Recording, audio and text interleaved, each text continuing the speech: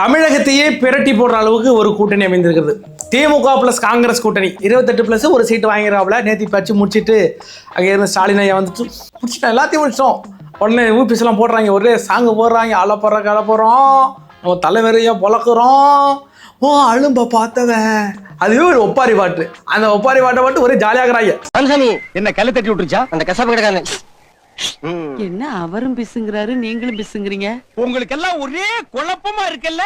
ஆமா, அது வைரல் ஆயிட்டுன்னு ஸ்டாலின் ஐயா நம்ப முடியல. இன்னைக்கு உட்காந்து இந்த அன்பில் மகேஷோடைய ஏதோ திருமண விழாவில் சொல்லிக்கிறான், நான் சும்மா பண்ணாங்க, அது வைரல் ஆயிட்டுன்னு சந்தோஷமா இருக்கிறது. எவ்வளோ சந்தோஷமாக, அதாவது வயசு ஆக ஆக தான் சின்ன பிள்ளை தானே அதிகமாக இருக்குமாங்க. அதே மாதிரி ரொம்ப சந்தோஷமாக இருந்தார். அதாவது இது காங்கிரஸ் நீ திமுக போய் சேர்ந்துருக்கு, பெரிய சந்தோஷமான விஷயம் எனக்கு. அது இல்லாமல் முத்தின கத்திரிக்காயை 30 ரூபாய்க்கு வாங்கியாந்து குழம்பு வச்சு கொடுத்துக்கிறாப்புல, அதை சாப்பிட்டுட்டு இருக்கிறான் இன்னைக்கு இந்த குரூப்பெல்லாம், ஓபிஎஸ் குரூப்பெல்லாம். அதாவது அவங்க தாவக்கோட பேசிக்கிட்டு இருக்காங்கிறது எல்லாருக்குமே தெரியும். அதை மறுபடியும் கொண்டா ஒரு வாழ்க்கை கொடுத்துருக்குறாப்புல ஸ்டாலின். அதாவது ஒரு பொண்டாட்டியை சண்டை போட்டுட்டு அப்பா வீட்டுக்கு வாழ வெட்டியாக போயிட்டுன்னு வச்சுக்கலேன், அதை கொண்டாந்து வாழ வைக்கிறதுல எந்த தப்பும் கிடையாது. ஆனால் இன்னொருத்தவங்களோட அஃபேரில் ஓடி போன பொண்டாட்டியெல்லாம் அழைச்சாந்து வாழ வைக்கிறது அவ்வளோ பெரிய சந்தோஷமான விஷயம் கிடையாது. பரவாயில்ல, நீங்கள் வாழ வச்சு சந்தோஷமாக இருக்கிறீங்களே, கண்டிப்பாக அது வாழ்த்துக்களுக்குரிய ஒரு விஷயந்தான். அதற்கு பிறகு நாங்குநேரியில் ஒரு சம்பவம் நடந்துச்சு. இப்போ தான் 9 பேர் கொண்ட குழு உள்ளே போயிட்டு வெட்டினாங்க, எல்லாம் பார்த்தோம். அதே மாதிரி இன்றைக்கி சிவகங்கையில் ஒரு இருட்டூர் அப்படிங்கிற இடத்துல இதே மாதிரி இந்த தலித் சமூகத்தினரை உள்ளே போந்து வெட்டியிருக்கிறாங்க. இன்றைக்கி யாருக்கும் உயிரிழப்பு நடக்கலை. ஏயா நடந்து முடிஞ்சு 4 நாள் ஆகலை, 2 நாள் ஆகலையா? அதுக்கு வேறு அடுத்த சம்பவம். இப்போ சட்ட ஒழுங்கு பக்கன்னு பல்ல காட்டி சிரிக்குதுன்னு நாங்கள் சொல்கிறோம்ல, எங்கள் மேலே அவ்வளோ கோவப்படுறாங்க. உண்மையா இல்லையா? வெட்டிக்காங்களா இல்லையா? ஒரு தலித் சமூகத்தின் மேலே தொடர்ந்து 4.5 வருஷமாக நடந்துக்கிட்டே இருக்குது. ஐயா திருமாவளவன் ஐயா, நீ எங்கே இருக்கிறீங்க? ட்ரம்புக்கும் இந்த ஈரான் பிரச்சனைலாம் பார்த்துட்டு அவங்க இருக்கிறாங்கப்பா. இனி இவர் போட்டுக்கிறாப்புல, ஸ்வைரம் பண்ணிக்கிறாப்புல. ட்ரம்பும் இவரும் திருமாவளவனும் கூரை ஏறி கோழி பிடிக்க தெரியாதவன் வானம் ஏறி வைகுண்டம் போனானாங்க கதையா. ஊரில் கிடக்க 1000 பிரச்சனை போறாப்புல. ஐயா ட்ரம்பை தட்டி கேட்குறான் பாரா, ஈரான் மேலே கையை வச்சுங்க, ஏய் நான் யாரு தெரியுமான்ட்டு சண்டை பண்ணுறாப்புல. கேவலத்தின் உச்சமில்லையா அதெல்லாம்? வாங்க ஐயா, இதோட தொடர்ந்து 2ஆவது வாட்டி நடக்குது. ஒட்டஞ்சத்தில் ஒரு இளைஞரை வெட்டி கொள்றாங்க, அது தலித் சமூகத்திலையும் தான். நாங்குநேரி இன்னைக்கு எதுக்கும் வாய்தார்களையா மனுஷன் அங்கே போகிற. இன்னைக்கு காலையில் 10 மணிக்கு போட்டிருக்காப்புல ஈரான் பிரச்சனையை பற்றி. சி பக்கமா இல்லை. நம்ம மெயினாக பார்க்க போகிறது அடுத்தது தாவேக தலைவர் தஞ்சாவூரில் நேற்று பேசினார். அவர் நிறையா கருத்துக்கள் பேசினார், சிறப்பாக இருந்துச்சு. நான் அடுத்து டீகோடிங் பண்ணிடுவாங்களேன். அதை ஒரு குரூப்பு அவங்க வேறு மாதிரி அவங்களுக்கு ஏற்ற மாதிரி டீகோடிங் பண்ணி கட்டிட்டு உருட்டி சூப்பராக வீடியோ போட்டு பேசிக்கிட்டு இருக்காங்க. அதில் மிக முக்கியமான ஆள் போட்டு புழக்க போகிறது சாட்டையை. ஏன்னு கேட்டிங்கன்னா விஜய் அவர்கள் பேசுனது மிக சிறப்பாக இருந்துச்சு. நிறைய நல்ல விஷயங்களை பேசினாங்க. அதெல்லாம் யாருமே எடுத்து பரப்பலாம் வச்சுக்கலேன். இவங்களை பற்றி தெரியும், அவதூறு பரப்பையே பண்ணணுங்க, அதனால அவதூறு பரப்புறான்னு வச்சுக்கலேன். சில நல்ல விஷயங்களை தப்பாக சொல்கிறாங்கப்பா. நான் சாட்டையை போட்டு புழக்கணுமான்னு இன்றைக்கி காலையிலே கேட்டேன். மறுபடியும் அவங்க அவனை போட்டு அவரை போட்டு புழக்கணுமாடா அப்படின்னு நான் கேட்டேன். இல்லைனா இந்த விஷயத்தில் விஜய் அவர்களை ரொம்ப தப்பாக சித்தரிச்சுட்டான். டபுள் மீனிங்கில் ஒரு இடத்துல பேசிக்கிறாப்புல, சாட்டை பேசிக்கிறாப்புல. அது சரியில்லை, நீ வேணா பாரு அப்படின்ட்டு பார்த்தேன். பார்க்கும்போது தெரியுது சரியில்லை அப்படின்ட்டு.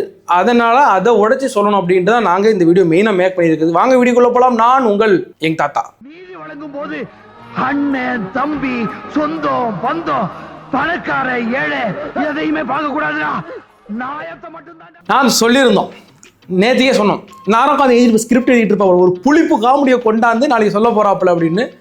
அதே புளிப்பு காமெடி கொண்டு வந்தாப்புல. இதுக்கு முன்னாடி எக்ஸ்ட்ரா ஒரு புளிப்பு காமெடி விட்டாப்புலன்னு வச்சுங்களேன். அதாவது விஜய் சொல்லியிருந்தாப்புல, this is not a election, this is emotion சொல்லியிருந்தான்னு வச்சுக்கலாம். அது நீ எலெக்ஷன் எமோஷன் கட்டி பிடிச்சிக்கிட்டீங்களா? நாங்கள் எப்படி நாங்கள் ஃபீல் பண்ணி கொடுப்போம், நீ எல்லாம் கட்டி பிடிச்சிங்களா? ஐயோ நிற்கிறது அண்ணங்கிற ஒரு எமோஷனில் அப்படின்னு அவர் சொல்கிறாரு, மீன் பண்ணி சொல்கிறாரு. இது நீ எலெக்ஷன் எமோஷன், நீங்கள் 4 நாளுக்கு போகாத மோஷன் ஃபா போடுறீங்க, நாங்கள் ஒரு ஃபா போடட்டுமா? நீங்க எல்லாம் இவரை இவ்வளவு அவமானப்படுத்தியோம், அவர் எல்லாத்தையும் சகிச்சுக்கிட்டு இங்க இருக்காரு. ஏன் தெரியுமா? காசு பணம் துட்டு. அதாவது உண்மையாக எமோஷனில் தொடங்கின கட்சினா பார்த்தீங்கன்னா அது நாம் தமிழர் கட்சி தானா. அது என்ன உங்களுக்கு அந்த எமோஷன் அப்படி கேட்டால், இலங்கையில் 1.5 லட்சம் பேரை இனப்படுகொலை செஞ்சாங்க. அப்போ அந்த வழியை தாங்காமல் அந்த வழியின் வழியாக ஒரு கட்சி உருவானதுன்னா அது நாம் தமிழர் கட்சி. அந்த வழியின் வழியாக அந்த கட்சி உருவானா அது இலங்கையில் உருவாயிருக்கணும். நீங்கள் அங்கே இலங்கையில் இறந்து போன மக்களை அதை வச்சு இங்கே உட்காந்து இலங்கையில் கொண்டுட்டாங்க, நம்மளோட இனத்தை கொண்டுட்டாங்கன்னு சொல்லி இங்கே ஒரு கட்சியை ஓப்பன் பண்ணி இங்கே நல்லா காசு பார்த்துருக்கீங்க. நீங்கள் தமிழ் மக்களுக்காக உழைச்சா பரவாயில்ல, இங்கே உட்காந்து காசு பார்த்துட்டு இருக்கீங்க. சரி, அந்த வழியின் உணர்வாக ஒரு கட்சி நீங்கள் தொடங்குனீங்க இல்லையா? நாம் தமிழர் கட்சின்னு ஒரு கட்சி தொடங்குனீங்க இல்லையா? அதன் மூலமாக இலங்கை தமிழருக்கு என்ன பலன் கிடைச்சது? தமிழ்நாட்டு மக்களுக்கே பலன் கிடைக்கல, இலங்கை தமிழருக்கு எங்கே பலன் கிடைக்க போகுது? இதே பக்கத்தில் தான் இருக்குது. இந்த ராமேஸ்வரத்தில், ராமநாதபுரத்தில், இந்த புதுக்கோட்டையிலெல்லாம் இலங்கை அகதிகள் முகாம் இருக்குது. அங்கே என்ன பண்ணீங்க? ஏதாவது ஒரு போஸ்ட், நான் அங்கே போய் பண்ணினப்பா, ஒரு அரிசி கொடுத்தப்பா, எங்கள் மக்களுக்காக நின்னப்பா. எவ்வளோ பேர் போராடிட்டு இருக்கா தெரியுமா? அப்போ புதுக்கோட்டையில் அவங்களுக்கு தனியாக ஒரு ரேஷன் கார்டு கொடுங்க, எங்களுக்கு இடம் வாங்குறதுக்கு உரிமை கொடுங்கன்னு நிறைய போராடிட்டு இருக்காங்க. அதில் ஒரு போராட்டத்தோட கலந்து மாட்டாப்புல. அதெல்லாம் ஃபோக்கஸ் கிடைக்காம, ஃபோக்கஸு உங்களுக்கு எதில் ஃபோக்கஸ் கிடைக்கும்? எனக்கு சென்னையில் ஒரு ஓட்டம் சிஎஸ்கே வந்து அந்த கிரவுண்டில் போயிட்டு அடிக்கிறது, இந்த படத்தை கிழிக்கிறது, இதே மாதிரி ஃபோக்கஸ் கிடைக்கும். அங்கே ஃபோக்கஸ் கிடைக்குமா? இவ்வளோ கேவலமான ஒரு அரசியலை நடத்திக்கிட்டு இவங்க வந்து எமோஷனலாக கனெக்ட் ஆனாங்களாம். விஜய் அவர்கள் ஒரு எமோஷனலாக கனெக்ட் ஆகிருக்காரு. அதையும் அவரே சொல்கிறாப்புல, சாட்டே சொல்கிறாப்புல, 36 வருஷம் வந்து படம் நடிச்சாப்புல விஜய், இவ்வளவு செஞ்சுருக்கேன், நீங்கள் இன்னும் நிறையா பணம் கொடுத்து என்னை பார்த்து நான் இன்னைக்கு நல்ல விதமாக இருக்கிறேன், நான் உங்களுக்கு திருப்பி நான் செய்கிறேன் அப்படின்னு விஜய் வர்றது தான் எமோஷன். நன்றி கடன். என்ன நீங்கள் நல்லா வாழ வச்சுட்டீங்க சாமி, நான் உங்களை வாழ வைக்கிறேன் சாமின்னு ஒரு மனுஷன் வந்தாப்பலன்னா அதுக்கு பேர் எமோஷன். அதை தான் விஜய் மென்ஷன் பண்ணுறாரு. சரி, விஜய் தான் வந்தாப்புல ஒரு எமோஷன், ஒரு நன்றி கடன் செலுத்துன்னு வந்தாப்புல. நீங்கள் எதுக்கு வந்தீங்க? திருநெல்வேலி திருடித்தீங்க வந்தீங்களா? அதாவது இலங்கையில் நடந்த ஒரு பிரச்சனைக்கு தமிழ்நாட்டில் ஒரு கட்சி, அங்கே வந்த திருமாவளவன் ஈரானில் நடக்கிற பிரச்சனைக்கு சென்னையில் போராட்டம். நல்லா இருக்குன்னா அவங்க அரசியல். இது ஒன்று சீமான உருட்டு வரல, உருட்டு மேடையாக உருட்டுவாப்புல, அந்த மாதிரி உருட்டு கிடையாது. அண்ணன் சொல்லுவாப்புல, அதாவது அப்துல் கலாம் இருக்கார்ல, அவர் படித்து முடிச்சது இவ்வளோ ஒரு அணுகுண்டை உருவாக்குனார்ல, எப்படி எல்லாம் காமராஜர் திறந்து விட்ட பள்ளிக்கூடம் தான். அதாவது காமராஜர் 1954 தான் ஆட்சி பீடத்திலே வராரு. அப்போ 1954 அப்துல் கலாம் படிப்பு முடிச்சுட்டு வெளில போயிட்டாப்புல. யாருக்கிட்ட கதை சும்மா சொல்ல முடியாது. எங்கேயாச்சும் போவாப்புல, ஏதாச்சும் பாய் வீட்டு கல்யாணம், முஸ்லீம் வீட்டு கல்யாணத்தில் கூப்பிடாயே போய் உட்காந்து போனால் பிரியாணி தின்னுட்டு வர வேண்டியது தானே. அங்கே போயிட்டு நபிகள் நாயம் என்ன சொல்லியிருக்கிறதையா அறிவார்ந்த சொந்தங்களே, நீங்கள் ஒன்று தெளிவாக புரிஞ்சுக்கணும். நபிகள் நாயம் என்ன சொல்லியிருக்காருன்னா, சலமாலைக்கும் வாலைக்கும் சலாம் ரஹமத்துல்லாஹி வபரகாத்து அல்ஹம்துலில்லா கொல்லு கோயிஸ் அல கோயிஸ் அந்த கோயிஸ் ஷுகுல் மாப்பி அப்படின்ட்டு ஏதாச்சும் அரபி வார்த்தைகள் தெரிஞ்ச வார்த்தையை போட்டுவிட்டு கடைசியில் இப்படி தான் சொல்லிக்கிறேன் அப்படின்னு அவங்களுக்கே கன்ஃபியூஸ் ஆகிடுது. இது எங்கே கேள்விப்பட்ட மாதிரி கேட்டு உடனே வாப்பல, உனக்கு என்ன பிரியாணி தானே வேணும், பின்னாடி போ சமயக்கிட்ட இருக்குது, தின்னுட்டு ஓடி போயிட்டு இந்த பக்கம் வராதுன்னு வரட்டி விட்ருவாங்க. அப்புறம் அங்கே நேராக போவாப்புல எங்கேயாச்சும் கிறிஸ்தவர் வீட்டு கல்யாணத்துக்கு போயிட்டு, தம்பி என்ன சொல்லியிருக்காங்கன்னா பைபிளில் 32வது அதிகாரம் என்ன சும்மா சொல்லியிருக்காங்க, இவ்வளவு அதிகாரமாக கேட்குறானே, அப்படி என்ன அதிகாரம் சொல்லிப்பாரு, அவங்களுக்கு கன்ஃபியூஸ் ஆகிடும். சொல்லிட்டு புதுசாக ஊமேன்னு ஏதாச்சும் உருட்டி அங்கேருந்து வந்துடுவாப்புல. அதுக்கு பிறகு எங்கேயாச்சும் ஹிந்து வீட்டு கல்யாணத்துக்கு போனால் அங்கே உடனே முருகனை கூப்பிட்டுருவாள், என் முப்பாட்டன் முருகன், யாருக்கே ஓட்டு போட உனக்கெல்லாம் ஒருமையை ஓட்டு போட மாட்டோம், முருகன் வந்து உனக்கு ஓட்டு போடணுமா, ஏதாச்சும் கதை சுற்றிட்டு இப்படியே உருட்டிகிட்டே தெரிய வேண்டியதான். இந்த உருட்டெல்லாம் தமிழக மக்கள் புரிஞ்சுக்கிட்டு தான்யா 15 வருஷமாக கத்தினுங்கிறாப்புல, மேடா கத்தினுங்கிறாப்புல, ₹1 சீண்டுமே. எப்படி சீண்டுவான்? நீ உடனெல்லாம் உருட்டுன்னு தெரிஞ்சு வச்சுல. நேற்று நம்ம மென்ஷன் பண்ணிருந்த மாதிரி அந்த விவசாய காமெடி வந்துச்சு. அதாவது அடுத்த ஜென்மத்தில் வந்து நான் விவசாயியாக பிறக்கணும், விவசாய குடும்பத்தில் பிறக்கணும்னு சொல்லிடுறாரு. ஏன் இப்போவே பனையூரில் வந்து 2 ஏக்கர் வாங்கி நீங்கள் வந்து விவசாயம் பண்ணுங்களா, உங்களை யார் வேண்டாம்னா அப்படின்னு புளிப்பு காமெடி பண்ணிட்டு அது டபுள் மீனிங்கில் இரட்டை அர்த்தத்தை வாங்கி ஒரு இது சொல்கிறார். விஜய் அவர்கள் வரும்போது தோளில் தூக்கி போட்டு டாப்பில் துண்டை, அது டபுள் காமெடி. அதாவது ஊரில் உள்ளவங்களுக்கு சில பேருக்கு புரியும் அந்த அவர் என்ன வார்த்தை சொல்கிறார் அப்படிங்கிறத. ஊரில் உள்ளவங்க இந்த ஊரில் இந்த விமனேஸ்வராக சுற்றிட்டு இருப்பாங்களா, நிறைய பசங்க சுற்றிட்டு இருப்பாங்க, அவங்களுக்கு அப்படி கூப்பிடுவாங்க. அதை டபுள் மீனிங்காக கொண்டு போகிறாப்புல. இந்த காணொலியை நிறுத்தி நீங்கள் பாருங்கள், நான் அதை சொல்ல முடியாது, சாட்டை சொல்லுவாப்புல, அதை நீங்கள் நிறுத்தி பாருங்கள், உங்களுக்கு புரியும். அப்படி இந்த இடத்துல ஒரு தலைவரை, ஒரு கட்சியின் தலைவரை, உங்களுக்கு எவ்வளோ வன்மம் இருக்கலாம், விஜய் மேலே நிறைய பேருக்கு வன்மம் இருக்குது, கக்கிட்டு இருக்கீங்களா, அதெல்லாம் ஹேண்டில் பண்ணிகிட்டு இருக்கோம். ஒரு தலைவர், ஒரு கட்சியின் தலைவர், இன்னைக்கு வரைக்கும் சாட்டை அவர்களை நான் சாட்டைன்னு சொல்லுவேன். அண்ணன் சாட்டை சொல்லிட்டாப்புல, சாட்டை வந்துட்டாப்புல, அந்த மரியாதை என்றைக்குமே யார் மேலேயுமே குறையாது. நீ எவ்வளோ மோசமானவா இருந்தாலும் அந்த வார்த்தை குறையாது. ஒரு சாதாரண ஒரு பண்பு, ஒருத்தரை தப்பாக பேசக்கூடாது. ஆனால் விஜயை விளக்கண்ண அந்த விளக்கண்ண பேசுறது யாருக்கு புரியும் அப்படிங்கிறாப்புல, அவன் இவன் இதே மாதிரி டபுள் காமெடியில் ஒரு மனுஷனை தப்பாக பேசுறது, ஒரு கட்சியின் தலைவர், பேராதரவு கொண்டிருக்கிற ஒரு கட்சியின் தலைவரை இவ்வளோ கேவலமாக பேசுறதுலாம் ஏற்றுக்க முடியாது. என்ன சொல்கிறது, 2 பேருக்கு சண்டை நடந்துட்டு இருக்காங்களா, வாக்குவாதமாக பேசிக்கிட்டு இருக்கோம், நான் பேசிக்கிட்டே இருக்கலாம். அந்த ஆளு என்னை கெட்ட வார்த்தையில் தப்பாக பேசும்போது அந்த அவர்கிட்ட நான் பேசும்போது எதிர் வார்த்தை கொடுக்க முடியாதுயா. அப்புறம் நானும் அதே மாதிரி கெட்டாத்தில் பேசணும், என்னால் பேச முடியாது, நான் அப்படி வளரலாம் வச்சுக்கலாம், அப்படி ஒதுங்கி வரதான் பெட்டராக இருக்குமோன்னு தோணுதே. நமக்கு அதெல்லாம் பிடிக்கலையா? எவ்வளோ பேர் எவ்வளோ இந்த இழுத்து வச்சு வெட்டணும், விஜயை வந்து வெட்டணும், சங்கிலி போட்டு இழுத்து வரணும்னு சொல்லும் போதெல்லாம் நிறைய கோவம் வந்துச்சு. அதெல்லாம் 3ஆம் தர பேச்சு. அதாவது 1 தரம் 2 தரம் நல்லா பேசலாம், இன்னும் ஆக்ரோஷமாக பேசலாம். மூன்றாம் தரமாக கெட்ட வார்த்தை யூஸ் பண்ணுறீங்களா, நம்ம எந்த ஒரு விளக்கமும் கொடுக்க முடியாது. இந்த இடத்துல எனக்கு ரொம்ப ஹர்ட்ஃபுல்லாக இருந்துச்சு விஜய் அவர்கள் நீங்கள் அப்படி பேசுனது. அடுத்தது விஜய் அவர்கள் வந்து விவசாயம் பற்றி என்னென்னு தெரியலையா சொல்லிட்டா போல. விவசாயத்தை பற்றி தெரியாதவன் அவன் தமிழ்நாட்டுக்கு அவங்க சம்மந்தமே இல்லைங்க அப்படின்ட்டான். எனக்கு மிலிட்ரியை பற்றி தெரியாது, உனக்கும் இந்தியாவுக்கும் சம்மந்தமே இல்லையா அப்படின்னு சொல்லிடுவியா? இன்னும் சொல்கிறாப்புல. அதாவது என்ன சொல்லியிருந்தாரு விஜய், எனக்கு விவசாயத்தை பற்றிலாம் பெருசாக தெரியாது, ஆனால் அவங்களோட வலி எனக்கு புரியும், அவங்க பிரச்சனை எனக்கு புரியும், அதுக்கு தீர்வு காணும் அப்படின்னு தான் சொல்லியிருந்தாப்புல.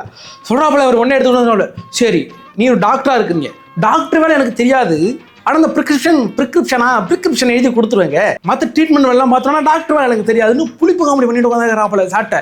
இதுக்கெல்லாம் இப்படி தான் சிரிக்கணும், இப்படி தான் சிரிக்கணும், முடிய வச்சு தான் சிரிக்கணும். அவ்வளோ மட்டமான காமெடியை பண்ணி விட்டு சொல்லிக்கிட்டு இருக்கிறாப்புல. விஜய் இப்படி பேசுகிறாப்புல, அப்படி சின்ன சின்ன விஷயத்தெல்லாம் எடுத்து பேசியிருக்கிறாப்புல, பிரோஜனமே படாது இல்லை.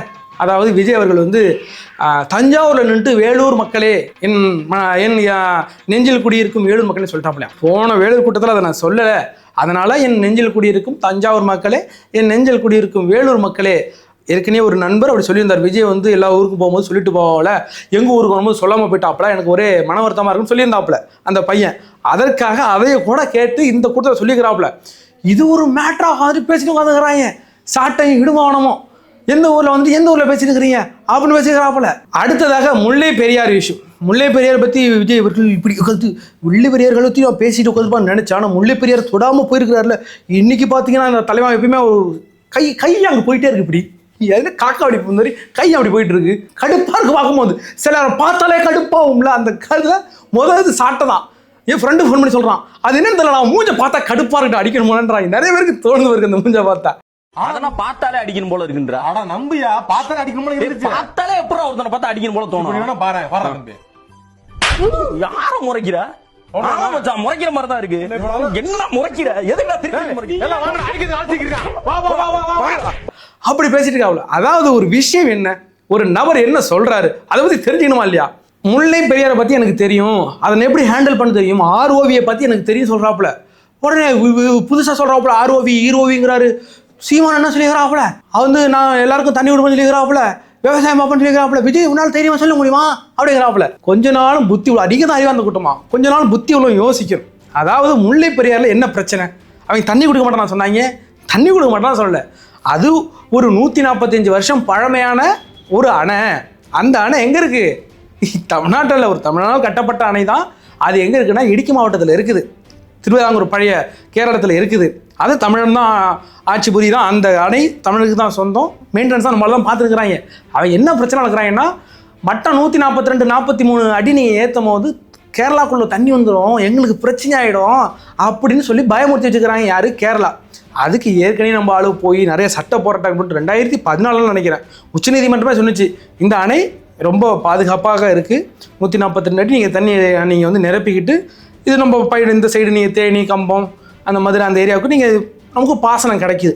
அதை விஜய் சொல்கிறாரு, முல்லை பெரியாரில் என்ன பிரச்சனையாக இருக்குது, ஆனால் உடஞ்சிருமேன்னு பிரச்சனையாக இருக்குது. எனக்கு இந்த ரிமோட் ஆப்ரேஷன் பைக்கில் இருக்குல்ல, அந்த சாதனத்தை வச்சு பல இடங்களில் செக் பண்ணி இது சரியாக இருக்கா, இது வந்து இன்னும் வலுவாக இருக்கா அந்த அணை அப்படின்னு நான் தெரிஞ்சு அதுக்கான நடவடிக்கை நான் எடுப்பேன் அப்படின்னு சொல்கிறாப்புல.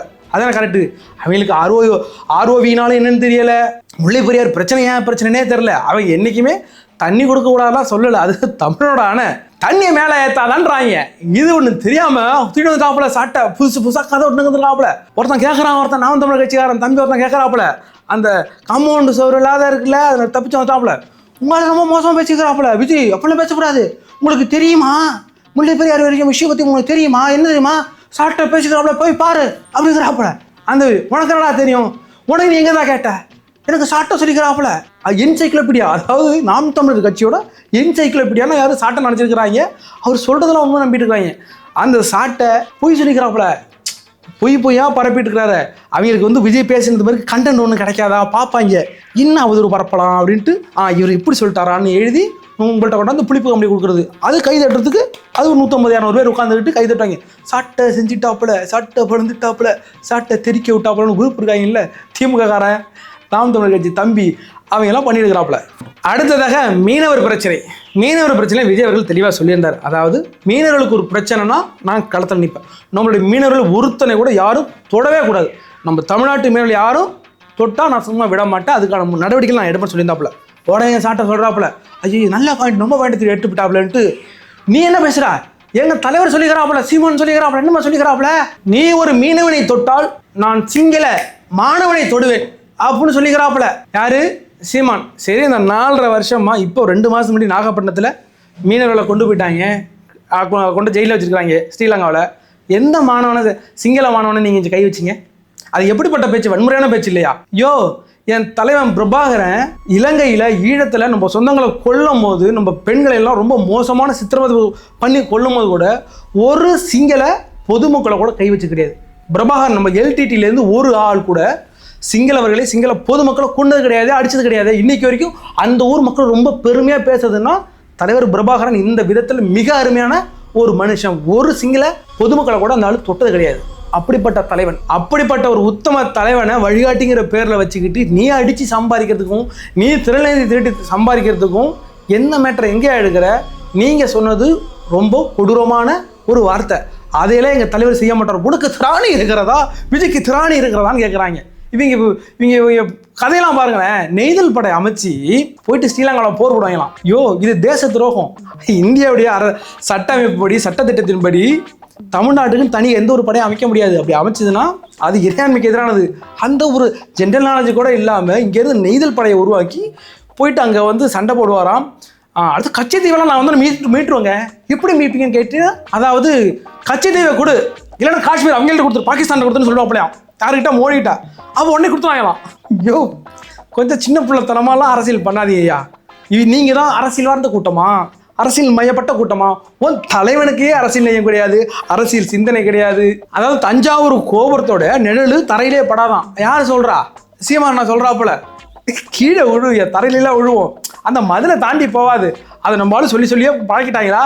அதை கேட்டுன்னு வந்து இங்கே வாட்ஸ்அப்பில் படிச்சு வந்து இங்கே ஊட்டி நிற்கிறாப்புல. கொஞ்சமாவது அறிவுள்ள ஒரு மனுஷன் பேசணும். அது ஒரு அரசியல் தலைவர். நீங்கள் மக்கள்கிட்ட இப்படியா கொண்டாந்து புகுத்துவீங்க? இவங்க புதுசாக சொல்கிறாங்க நெய்தல் படையை உருவாக்கி அனுப்புவாங்கலாம் ஸ்ரீலங்காவுக்கு, வச்சு குத்தி விட்டுருவாங்க. அதுக்கு தான் இந்த ஆர்மி படை இருக்குல்ல, இந்திய ஆர்மி படை இருக்குல்ல, எதுக்கு இருக்கிறாங்க? அப்படிலாம் நீங்கள் சொல்கிற மாதிரிலாம் இது ஃபிலிம் கிடையாது.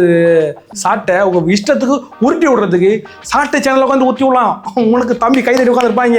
இந்திய அரசியல் அப்படி கிடையாது, தமிழக அரசியல் அப்படி கிடையாது. விஜய் அவர்கள் சொன்னதிலே மிக சிறப்பானதுன்னா, அந்த ரேஷன் கடையில் ஆண் இடையாளருக்கு ஆண்களும், பெண் இடையாளருக்கு பெண்களும். இது ஒரு அறிவார்ந்த திட்டம். ஏன்னு கேட்டிங்கன்னா, நம்ம வீட்டில் ரேஷன் கடையில் அரிசி வாங்க போது பாமாயில் வாங்குவோம், அரிசி வாங்குவோம், பருப்பு சாமான் பருப்பு வாங்குவாங்கல்ல, மேக்ஸிமம் பெண்கள் தான் போவாங்க. ஆண்கள் வேலைக்கு போட்டாங்கன்னா பெண்கள் தான் போடுவோம். அங்கே சில பாலியல் பிரச்சனைகள் இருந்திருக்கு அப்படிங்கிறது நமக்கு வி ஹேவ் எவிடன்ஸ்.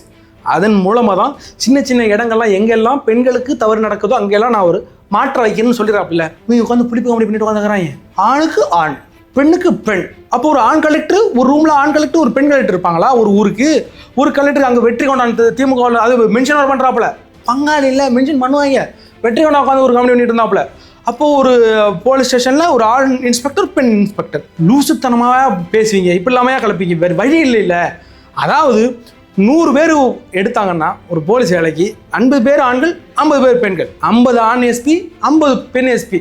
ஒரு ஊருக்கு ஆனால் 100 பொண்ணு, இன்னொரு ஊருக்கு ஆனால் இன்னொரு ஊருக்கு பெண்ணுன்னு மாற்றி போட போகிறாங்க. இது என்ன சொல்கிறாங்கன்னா, இப்போ ஒரு ஊர் திருவண்ணாமலையில் 2 எஸ்பி, ஒரு ஆண் ஒரு பெண், அப்படி போட போறீங்களா? ஆண்டு சிரிக்கிறாங்க. சீமான் மாதிரி கிக்குன்னு சிரிக்கிறாங்க.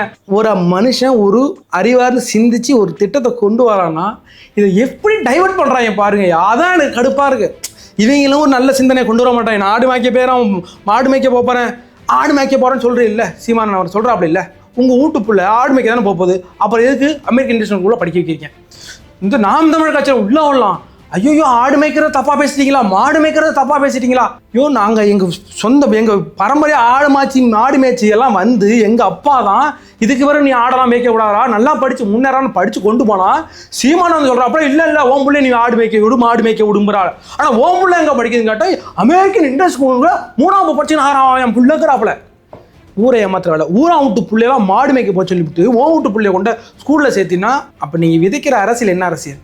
எங்களுடைய தமிழ்நாட்டில் இருக்கிற ஒரு பெரும்பாலான கூட்டம் ஆடு மேய்ச்சி, மாடு மேய்ச்சி, களத்தில் வேலை செஞ்சு, அளத்தில் உப்பளத்தில் வேலை செஞ்சு, கம்மாயில் வேலை செஞ்சு, இன்றைக்கி தான் அவன் புள்ள குட்டியெல்லாம் படித்து இன்றைக்கி இன்ஜினியர் ஆகியிருக்காங்க. அவன் பிள்ளைய படித்து டாக்டராகன்னு ஆசைப்படுவான். விவசாயம் பண்ண வேண்டாம்னு யாரும் சொல்லலை, புரியுதா? ஆடு மாடு மேய்க்கிறதுங்கிறது எல்லாருக்கும் ஒரு சைடு பிஸ்னஸ். ஊர்களில் போய் பாருங்கள், ஒவ்வொரு வீட்லையும் 8 ஆடு 9 ஆடு இருக்குது. அவனுக்கு வேற வேலை இருக்கு, அது நடந்துகிட்டே தான் இருக்க போகுது. இதை போய் ஒரு பெரிய மேட்ரு மாதிரி கொண்டாந்து நீங்க வந்து ஒரு பூதாகரமாக்கி விடுறாப்புல நம்ம சாட்டை இந்த சீமான் அறிவு அரசு இல்லாத சில குரூப். 2 ஏக்கருக்கு கீழே உள்ளவங்களை அவங்களுடைய குழந்தைகள் படிப்பு சம்மந்தமாக நாங்கள் தான் பார்த்துக்கோம். அவங்களுடைய எஜுகேஷன் நீங்கள் என்னென்னாலும் படிக்க அதை நாங்கள் பார்த்துக்கிறோம். அதே 2 ஏக்கர் சொல்கிறாப்புல அப்படின்னு என்ன அர்த்தம்னா 2 ஏக்கர் இருக்குங்கிறது மினிமம். அவங்களாம் வந்து என்னென்னா வறுமை கோட்டுக்கு கீழே உள்ளவங்க, அவங்ககிட்ட பெருசாக காசு இருக்காது, ஒன்றும் இருக்காது. அதனால் அந்த குழந்தைய நாங்கள் பார்த்துக்குறோம். 2 ஏக்கர் 2.5 ஏக்கர் மேலே உள்ளவங்கலாம் ஓரளவுக்கு வசதி படைச்சவங்களாக இருப்பாங்க. ஏன்ட்டா அந்த அளவுக்கு அவங்களோட ஒரு வருமானம் இருக்குனாலே அவங்களால படிக்க வைக்க முடியும். ஆனால் இந்த 2 ஏக்கருக்கு கீழே உள்ளவங்க ரொம்ப கஷ்டப்படுவாங்க, அவங்கள நாங்கள் படிக்க வச்சுக்கிறோம் அப்படின்னு சொல்கிறாரு. இதில் என்ன தவறு? என்கிட்ட காசு இருக்குது, நிறைய காசு இருக்குது, என் பிள்ளைய நான் படிக்க வச்சுக்கிறேன். அவன்கிட்ட காசே கிடையாது, ரொம்ப ஏழ்மைப்பட்ட பையன், அவனை நீ படிக்க வச்சுங்க விஜய் சார் அப்படின்னு சொல்ல என்ன தப்பு இருக்குது? இது ஒரு விஷயமா கொண்டாந்து கல்வியும் படிப்பும் அதுவும் எல்லாருக்கும் சமமாக இருக்கும், அது இப்படி நீங்கள் இப்படி சொல்லிக்கிறீங்க, விஜய் நீங்கள் ரொம்ப ராங்காக பேசுகிறீங்க அப்படின்றாங்க.